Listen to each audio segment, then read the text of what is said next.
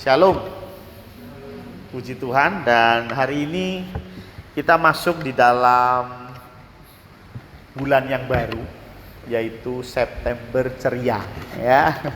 September Ceria, di mana kita bulan ini akan membahas tentang firman Allah. Dan minggu ini kita belajar tentang firman Allah yang menjadi manusia. Memang ada yang tidak menjadi manusia? Ada. Minggu depan kita bahas firman Allah menjadi buku. Ya, tapi hari ini kita bahas firman Allah menjadi manusia. Saya mau tanya, kayaknya ini udah gak asing buat kita. Menurut Anda, siapakah manusia yang dimaksud? Firman Allah menjadi manusia. Siapakah manusia yang dimaksud? Tuhan Yesus, yes. Tuhan Yesus adalah firman yang menjadi manusia. Mari kita baca di dalam Yohanes 1 ayat yang pertama. Pada mulanya adalah firman, ya. Jadi Yohanes 1 ayat 1, pada mulanya adalah firman.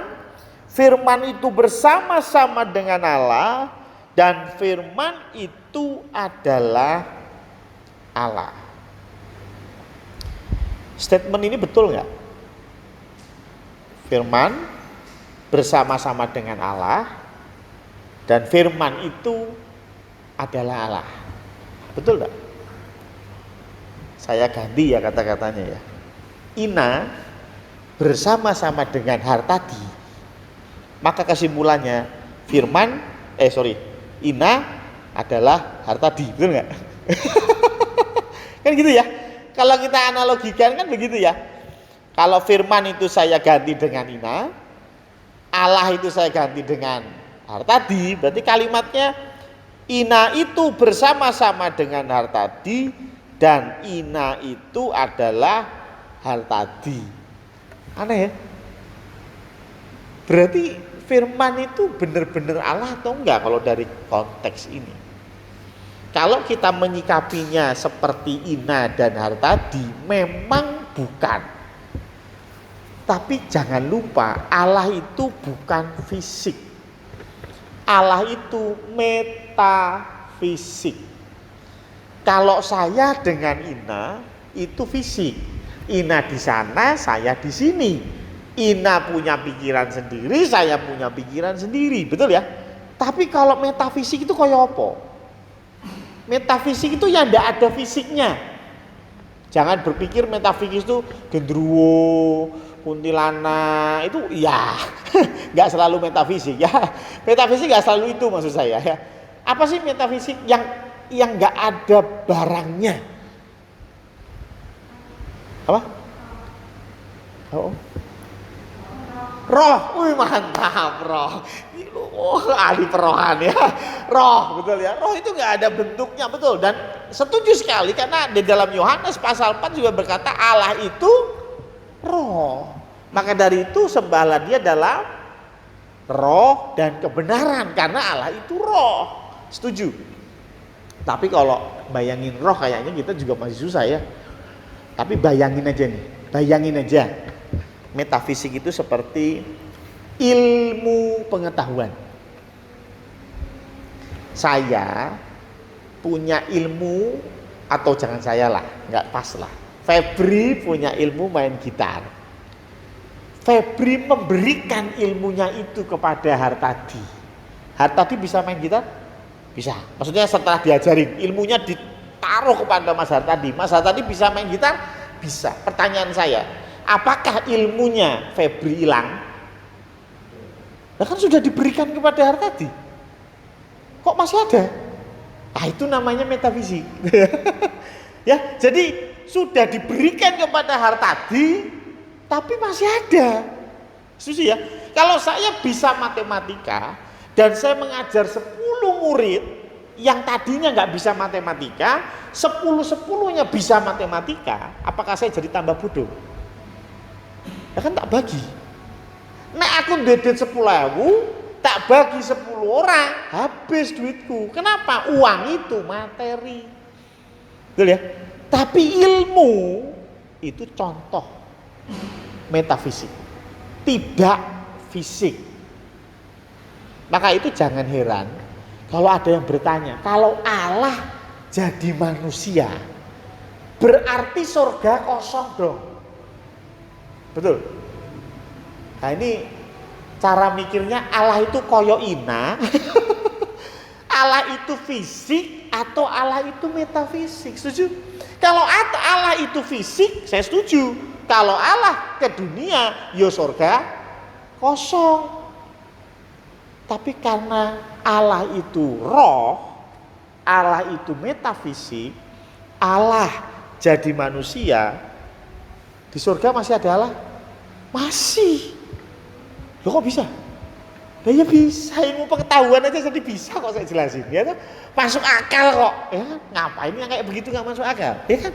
Jadi kalau Tuhan Yesus ada di Getsemani dan berdoa kepada Allah, ada orang yang nanya, loh bukankah Allah jadi manusia? Lalu Tuhan Yesus doa sama siapa? Kan di sorga kosong. Nah, berarti dia nggak bisa bedakan mana Allah, mana Ina. Kalau Ina jadi manusia ya surga kosong. Tapi kalau Allah jadi manusia, surga adalah tetap ada. Loh kok bisa? Allah ada di banyak tempat dalam satu waktu. Dan Allah tetap satu. Bingung? Allah itu satu banyak? Satu. Allah ada di rumahnya Busri? Ada. Di rumahnya Henita? Ada. Di rumahnya Hartadi? Ada. Cobrut? Ada. Ina ada. Loh Allahnya berapa sih? Satu. Loh kok ada di banyak tempat? Ya itu namanya metafisik. Jadi firman Allah menjadi manusia. Ini kalau diterusin ya toh, bagaimana firman itu menjadi daging dan tinggal bersama-sama dengan kita, artinya jadi Tuhan Yesus. Allah tetap ada? Tetap. Jangan bingung. Ya. Bukan berarti Allah surga kosong, enggak. Allah tetap ada, tetapi Yesus Kristus itu juga Allah. Kok bisa? Karena tadi Yohanes 1 ayat 1 berkata firman. Firman itu bahasa sononya, itu logos. Logos itu apa? Logos itu pikiran. Jadi nggak cuma kata-kata, tapi pikiran. Pikirannya Henita sama Henita sama nggak? Bingung ya? Pikirannya Henita sama Henita sama nggak? Saya kasih contoh. Ya contohnya nggak enak sih, nggak apa-apa ya Hen. Misalnya Henita ya itu menipu. Wah, contoh Henita menipu Ina. Ina lapor polisi. Terus polisinya nangkep Henita. Henita bilang, "Loh, yang nipu kan pikiran saya. Saya nggak nipu Ina, yang nipu pikiran saya." Bisa nggak begitu? Ya nggak bisa. Betul ya? Loh, yang berpikir untuk menipu siapa? Pikiran toh. Pikiran yang nipu toh, yang salah pikiran ya.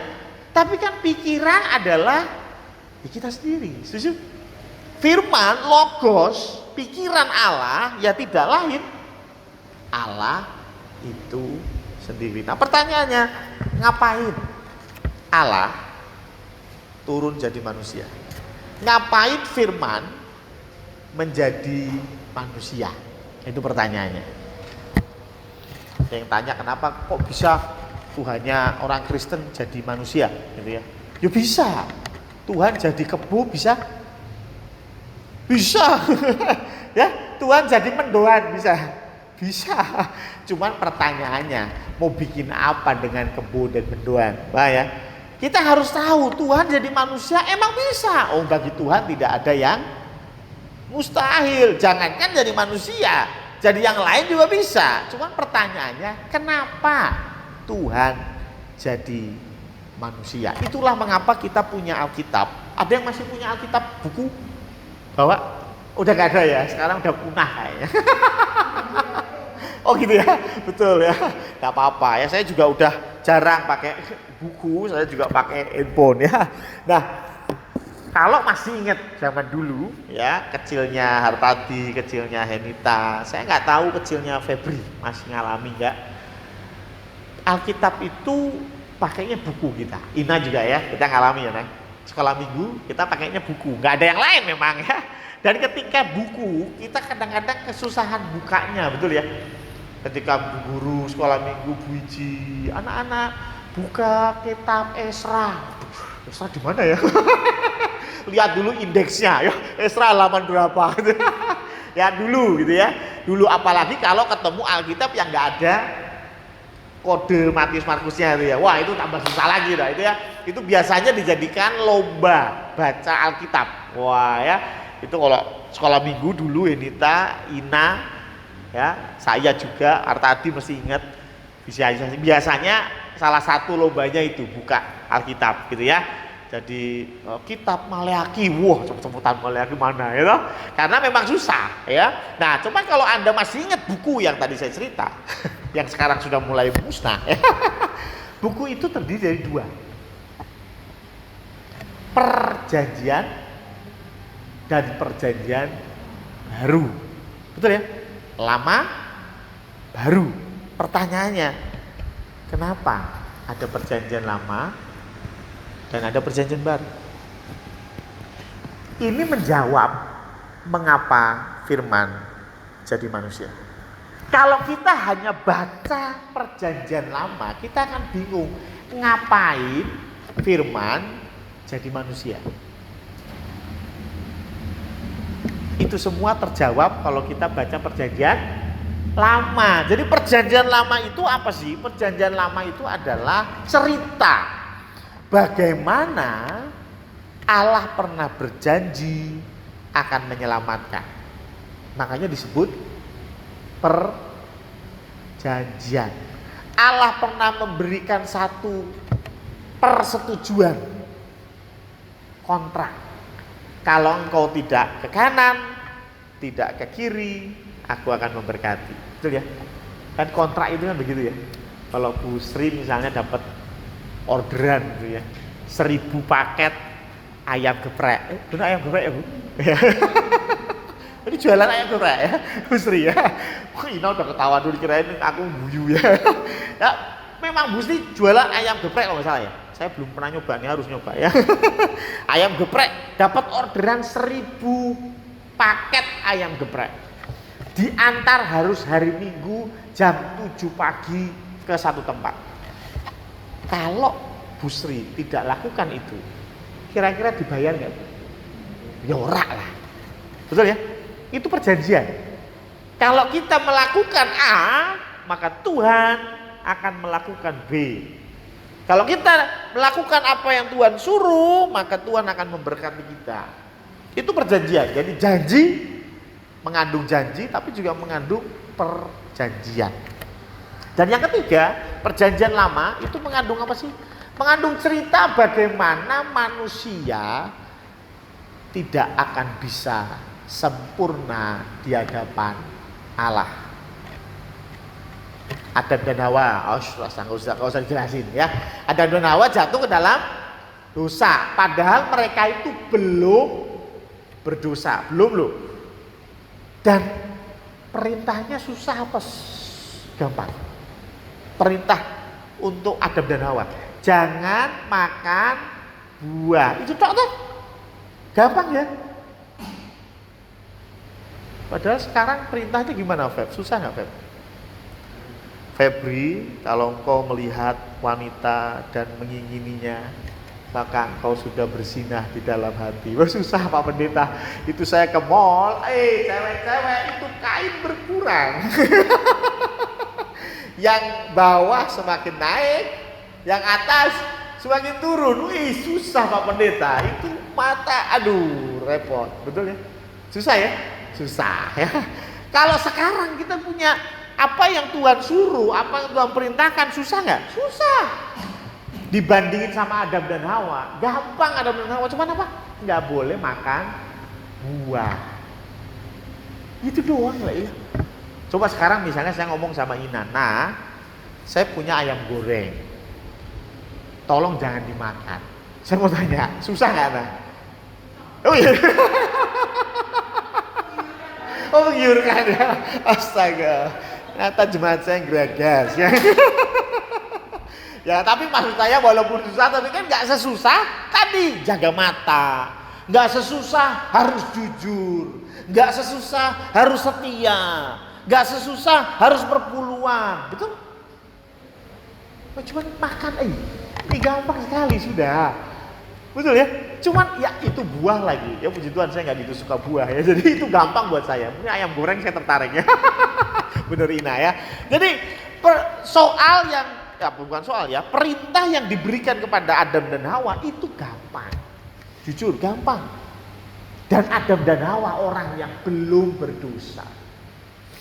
Itu saja gagal. Apa meneh bentuk kayak awake dhewe, betul?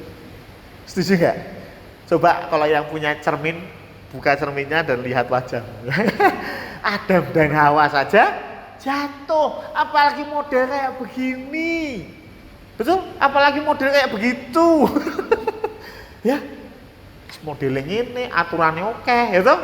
Angel sisan, ya kasihilah musuhmu. Pak Pendeta, kalau masalah perpuluhan saya siap, masalah pelayanan saya siap. Tapi kalau mengampuni yang satu itu, maaf Pak, ya kan? Berarti kan itu berat, betul ya? Itu berat, ya. Pelayanan setuju saya, siap. Ya 24 jam saya siap, tapi untuk mengampuni, wah berat. Dia sudah terlalu menyakiti hatiku. Tiada ampun. Betul ya? Susah ya? Susah. Maka dari itu perjanjian lama bercerita tentang tokoh-tokoh yang jatuh sebetulnya. Coba Abraham. Abraham hebat nggak? Hebat. Dikasih julukan Bapak orang beriman, ya kan setelah proses itu.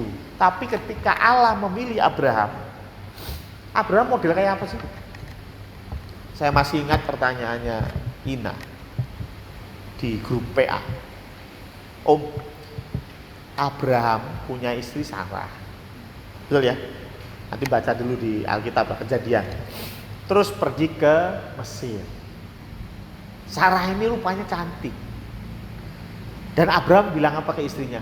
Kok nek ditakoni wong, ngaku saudariku, jangan ngomong istriku, ngomong aja saudariku. Kenapa? Kalau zaman dulu ada orang yang naksir cewek dan ceweknya itu sudah punya suami, maka suaminya dibunuh. Setelah suaminya dibunuh, ceweknya kan janda, itu bisa dinikahi, gitu ya. Itu zaman dulu begitu. Makanya Abraham bilang, nanti kalau ada yang naksir lu, gua dibunuh, repot gue. Mendingan lu ngaku saudariku. Kalau lu ngaku saudari gua, ya bener nggak? Ya, kalau naksir sama adiknya, kakaknya dikasih rokok, kasih martabak, ya kan? Supaya asisi sama adiknya, gitu kan? Betul kan? Nah, jadi rupanya hal yang sama terjadi pada Abraham. Abraham ngomong kepada Sarai, lu kalau ditanya ngomong adik gue. Dan benar, yang naksir nggak macam-macam, bukan orang sembarangan. Yang naksir bukan Kapolri, bukan.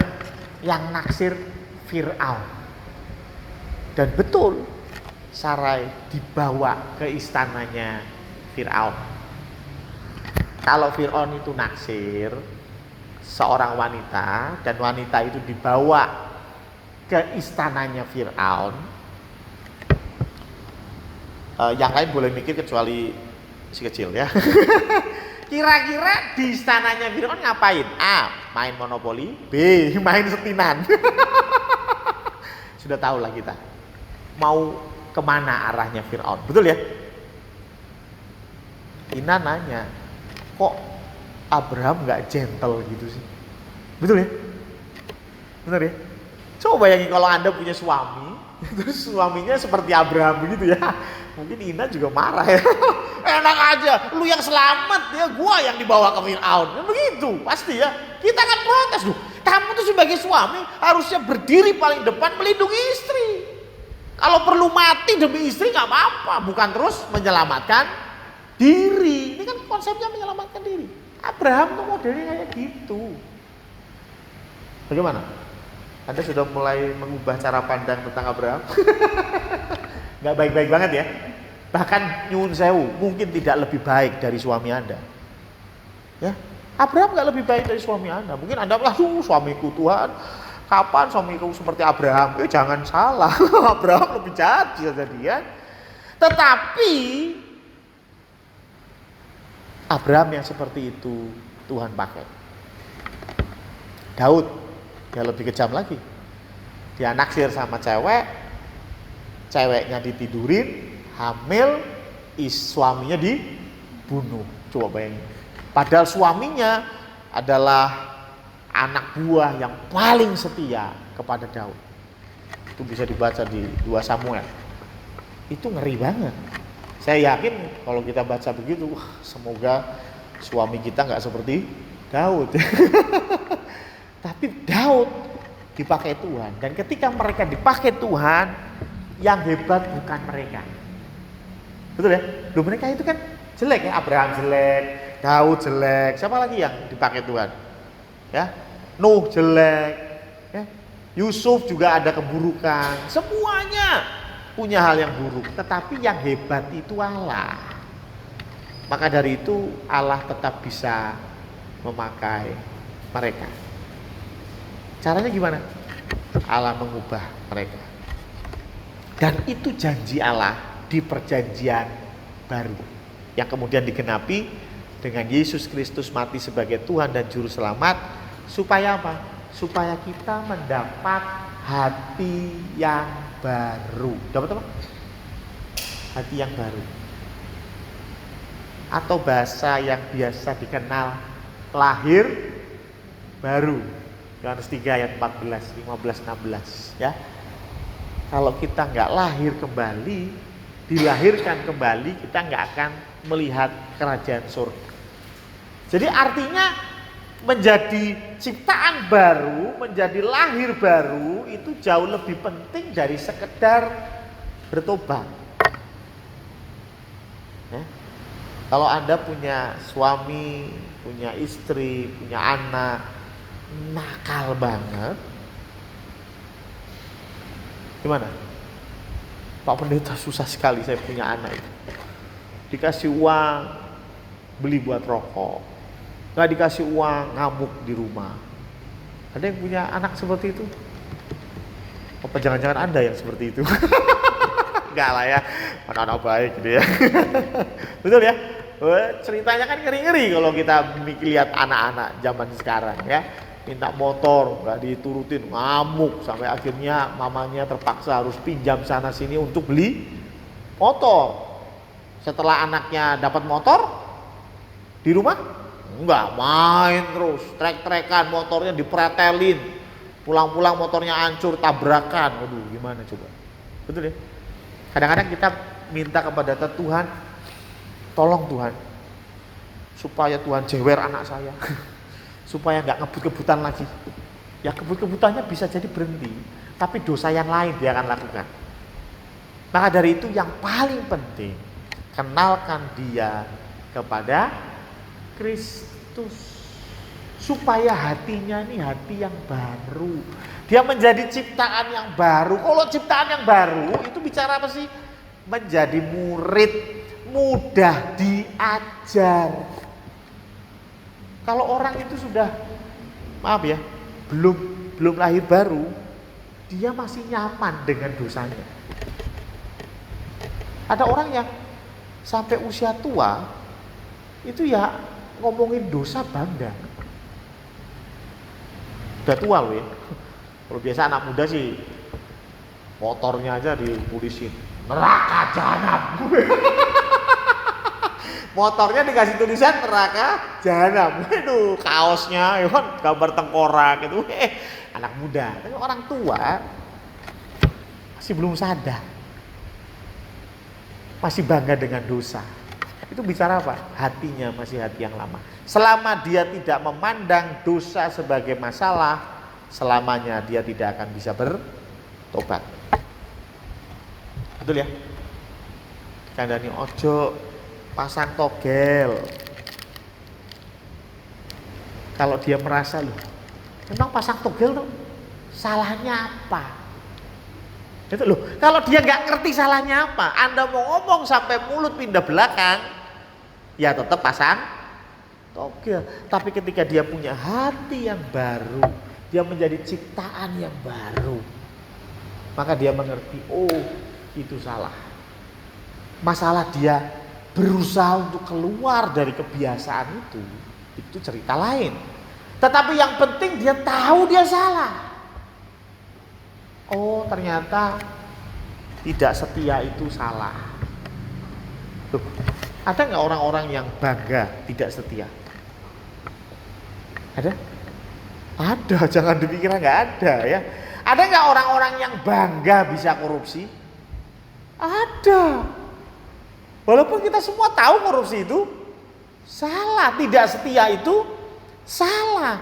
Tapi ada yang bangga melakukan itu? Banyak. Ya. Di jalanan naik motor ugal-ugalan, knalpotnya berbagi kuping. Gimana? Salah nggak? Wih, enggak. Aku nggak nyinggung kamu loh, Sob. Ya, loh kalau kita ngomong begitu anak muda bilang peduli amat, ya sudah selesai. Percuma kita ngomong panjang lebar, betul? Tapi kalau mereka punya hati yang baru, dia tahu, oh kalau saya ngebut di jalan, loh kalau kamu nyemplung got sendirian, itu urusanmu, betul? Kalau kamu ngebut nabrak tembok, itu urusanmu. Cuman kalau kamu ngebut nabrak ibu-ibu lagi nyebrang, betul ya? Dan ibu itu punya anak, punya suami, yang kemudian jadi masalah ke depan, bukankah itu merugikan orang lain? Betul ya? Udut ora masalah toh. Cangkem-cangkem kok. Itu.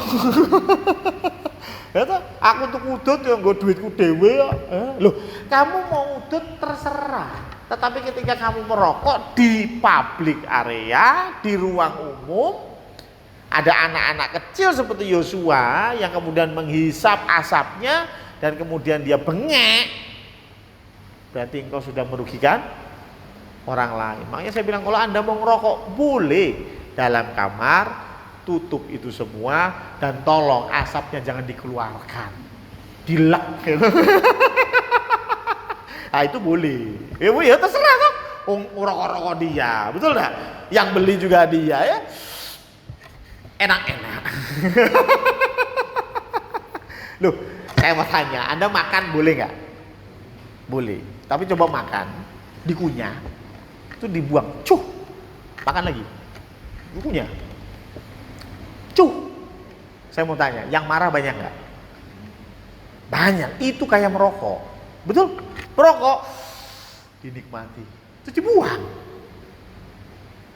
Lah kan yang jadi masalah yang dibuangnya itu. Kalau habis dimakan, dilek ora apa-apa. Begitu juga rokok, betul ya? Tapi mereka nggak akan nyampe situ kalau hatinya belum diubah, betul nggak? Kalau hatinya belum diubah, jelas nggak mungkin. Oh mungkin lah, kalau kita berikan edukasi yang cukup, kita berikan pengetahuan yang cukup. Saya mau tanya, orang tahu nggak sih merokok itu merugikan? Tahu, nggak usah diajarin, la ilaha illallah, nggak usah. Semua tahu itu. Tahu nggak sih selingkuh itu bikin keluarga ancur-ancuran? Tahu? Tahu, nggak usah diajarin. Tahu. Lah kok kenapa mereka tetap lakukan? Mereka tidak punya hati yang baru. Adam dan Hawa yang masih bersih, aturannya gampang, itu aja jatuh. Apalagi kita nggak bisa taat sama Tuhan kalau belum menerima hati yang baru. Dan itulah mengapa firman jadi manusia.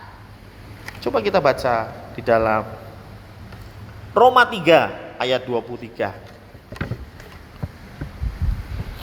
Roma 3 ayat 23, karena semua orang telah berbuat dosa dan telah kehilangan kemuliaan Allah. Inilah yang mengapa kita selalu cenderung berbuat dosa. Ya. Pengennya konseling sama Pak Pendeta. Saya tuh ada masalah, saya pengen konseling sama Pak Pendeta. Minggu pertama konseling, minggu kedua konseling, minggu ketiga konsleting, ya kan? Banyak terjadi, banyak. Tujuannya baik, baik. Saya tuh bebannya berat. Saya pengen ngobrol sama Pak Pendeta. Udah ngobrol curhat, tangis-tangis, gitu. Mulai tumbuh benih-benih. Kok Pak Pendeta ini ganteng ya? Kok Pak Pendeta ini perutnya gendut? Kok brewoknya? Wah, saya banget ya. Ya, nah, mulai yang tadinya konseling jadi konsleting loh. Tujuan awal mulia. Tujuan awal baik, tapi endingnya jadi jahat. Kenapa? Ya karena kita ini sudah dosa ini loh. Dosa ini yang jadi permasalahan utama. Itulah mengapa firman harus menjadi manusia. Kenapa manusia?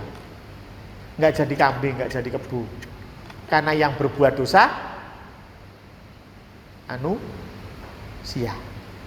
Kalau Mas Har tadi berbuat dosa, yang dipukul, yang dihukum, dimasukkan penjara, kambing, adil enggak? Ya enggak adil, ya toh? Yang berbuat salah manusia, kok yang dipenjara kambing, betul ya? Dan supaya adil gimana? Ya harus manusia. Maka dari itu syarat penebusan harus manusia dan harus tidak bercela. Harus gak berdosa. Kalau berdosa maka dia akan menanggung dosanya sendiri. Di dunia banyak manusia, tapi tidak ada yang tidak berdosa. Semua sudah berdosa. Di sorga tidak ada yang berdosa, cuma tidak ada manusia. Betul ya? Terus jalan keluarnya gimana? Manusia yang jadi Allah atau Allah yang jadi manusia? Allah yang jadi manusia. Karena manusia tidak mungkin jadi Allah. Makanya ada yang mengatakan orang Kristen itu aneh. Bagaimana mungkin manusia jadi Allah? Saya bilang, ya memang orang mungkin manusia jadi Allah. Dalam teologi Kristen bukan manusia jadi Allah, tetapi Allah jadi manusia. Dan itu supaya kita semua menerima hidup yang baru, hati yang baru. Dan ketika kita menjadi ciptaan baru, kita bisa mudah melakukan apa yang Tuhan perintahkan. Makanya Tuhan bilang, kalau engkau mengasihi aku, lakukan segala perintahku. Amin.